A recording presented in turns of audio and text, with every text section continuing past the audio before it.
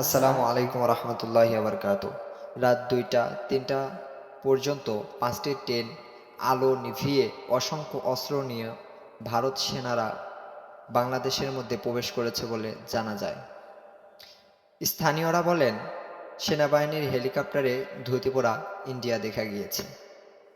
সিলেটের স্থানীয়রা আরও বলেন, সিলেটে পুলিশকে হিন্দিতে কথা বলতে শোনা গিয়েছে।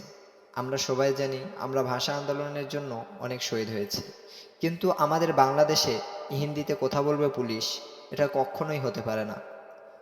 এর দ্বারা আমরা একদম নিশ্চিত হতে পারছি সে ভারতীয় সৈন্য আমাদের বাংলাদেশে এনেছে।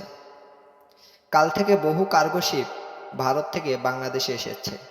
এখন আমাদের সর্বপ্রথম যে কাজ করতে হবে, সবার আগে ভারতের সাথে সংযুক্ত সমস্ত রেল সংযোগ বিচ্ছিন্ন করতে হবে।